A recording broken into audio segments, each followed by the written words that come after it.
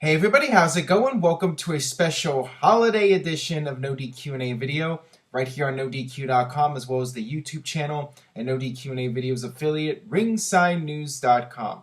Got your questions here from spring.me/Aaron Rift regarding Raw and other topics. Let's get started here with Ben Jones 31945. Hey Aaron, I just wanted to know what you thought of Monday Night Raw. Please rate it out of 10. I would give it a 5. Please answer in video. I think a 5 might be a little bit generous for this Christmas edition of Raw. Look, I understand that this was a filler show. This was a throwaway Raw. But for 2.5 hours, I would have to say that it was human torture. There were some highlights. There were some good matches. Cena versus Rollins was a good match. The Luke Harper versus Dolph Ziggler match was good.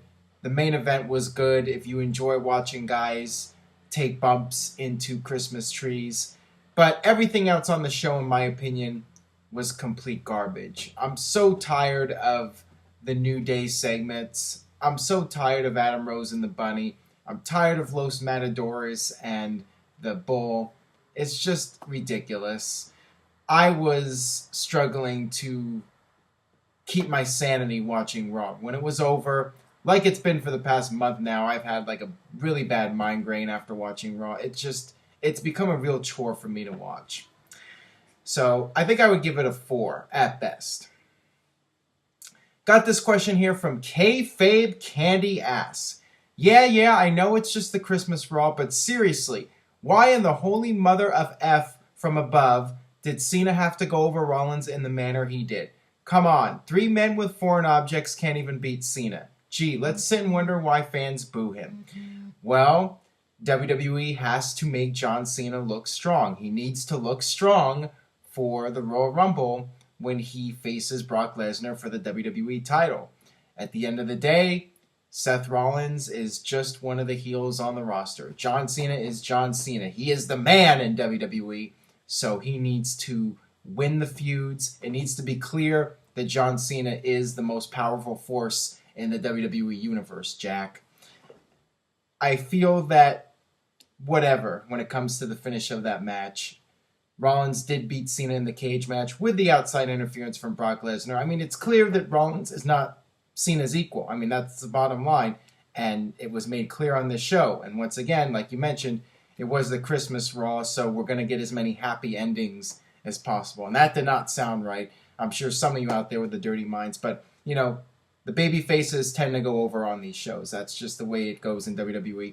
Plus, John Cena is John Cena. All right, this one comes from Dave451985. The more I watch Reigns, the more I think he isn't ready for the push he is getting. If it doesn't work out the way WWE wants, who could you see getting the next major push? There's been some talk and some speculation online that WWE might not go with Roman Reigns as the top guy, and there's a possibility he could lose that main event push. I think WWE is going to do everything in their power to build up Roman Reigns, make him look strong, and try to go forward with him as the new John Cena. So, you know, there's been the talk that Roman Reigns would win the Royal Rumble, go on to WrestleMania, beat Brock Lesnar. I still see that happening. Unless there is a complete disaster like Roman Reigns gets hurt, even if the fans turn on Roman Reigns, I still see WWE going through with the big push just because that's how they are, and they are going to do everything in their power to make this work. It was interesting. This week on Raw was the first time we saw any kind of backlash from the fans on Raw. I mean, they were chanting for Daniel Bryan. They were chanting boring during Roman Reigns' match. And that was the first time that something like that happened, where the fans really rejected Roman Reigns in a television match. I'm really curious to see how the fans at the Royal Rumble react. I mean, I'm wondering if we're going to get a repeat of last year's Royal Rumble, where the fans just completely crap on Roman Reigns just like they did Batista. That will be very interesting to see if that happens this year at the Royal Rumble. But even if they do boo Roman Reigns out of the building, I'm sure WWE knows going in that there's a possibility of that happening. So, you know, I would think that from a booking standpoint, they'll try to do whatever they can to make sure that fans cheer Roman Reigns as much as possible. But even if there is a backlash and people boo him, I still think that WWE will continue to go forward with Roman Reigns in the main event plans for WrestleMania and see how it plays out. All right, this one comes from Spectre World. I think the cat's in the background having a seizure. I don't know what's going on. Is the Big Show really supposed to be relevant coming towards the new year? Absolutely, because once again, you got to make Roman Reigns look strong. I'm sure people are getting sick and tired of the Roman Reigns looking strong remarks, but that is the reality. Obviously, WWE doesn't want to give away Roman Reigns versus Big Show right away with a clean finish. They want to drag that feud out, at least until the Royal Rumble. And I'm still expecting that spot at the Rumble where Roman Reigns single-handedly gets rid of Big Show in the match. I'm very much expecting that to happen.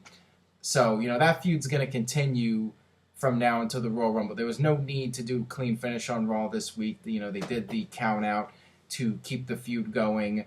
And it's not, they want Big Show to be relevant, so when Roman Reigns takes him out, it's all the more impressive. All right, got this question here from Todrick923.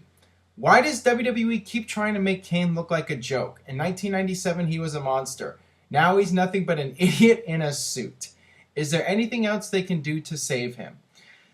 Not really. I mean, Kane is at the end of his career, I think. One would think that Kane is getting close to retirement, that Glenn Jacobs is going to hang up his boots sometime in the near future. I cannot imagine Kane wrestling for another 5 to 10 years. I would think that 2 or 3 years from now, he'll be done. He'll go into the Hall of Fame, and that'll be it. It would be nice for Kane to go off with a bang and end his career on a high note. Maybe let him be the monster one more time and go on a rampage before he retires. I would hope that happens. I hope he doesn't retire with the stupid corporate Kane gimmick. I just think it's a situation where WWE doesn't want to push Kane really hard, but they still want him in a prominent role on television. So they make him corporate Kane, so he's on television every week, but they don't have to push him really hard. I'm hoping that once it's time for him to retire, that they'll give him a good send-off and Kane will get to go out, with all the fire and brimstone and all that crap. And, his career ends with a bang and not just a whimper with him being the stupid corporate idiot in a suit, as you put it. All right, I'll be back in a moment with more of your questions. Welcome back to NoDQ&A video. Got this question here from MMA Mike Zero. If I'm not mistaken, they were in Minnesota. Why could Brock Lesnar not show up in his own backyard on Raw? At some point, this has to change, right? Well, the fact is he was on Raw last week, and every appearance costs money. WWE wanted to have him on the post-TLC show, and it's just the way the timing went. They were in Minnesota this week, but just because they're in Minnesota doesn't mean that they need to spend all the money and have Brock Lesnar appear on Raw. And, as I mentioned earlier, this was a filler Raw. It was the Christmas Raw. Really no need to have Brock Lesnar on Raw back-to-back weeks when you still have 4 or 5 weeks to go with the Royal Rumble build-up. It just wasn't necessary to have him on this show.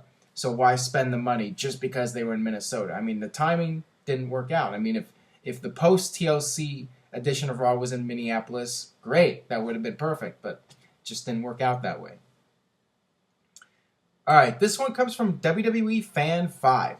Hey, Aaron, do you think it would be a good idea for WWE to bring back Randy Orton on the first Thursday SmackDown in January?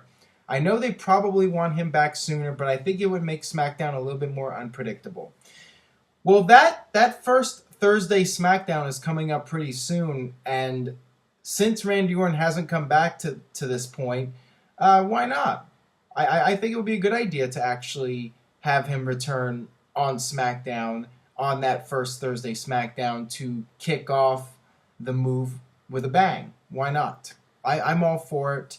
Yeah, he could return on Raw, but you might as well take advantage of the situation. You're trying to establish SmackDown on a new night, and you can tell fans that SmackDown's important again by having Randy Orton make his big epic return on that show. I would do that right now because, they could have brought him back at TLC. They haven't brought him back yet. I think that would be very effective to have him return on the first Thursday SmackDown. So, that is very much a possibility. I mean, it's either that or he returns on the first Raw of the new year, but whatever.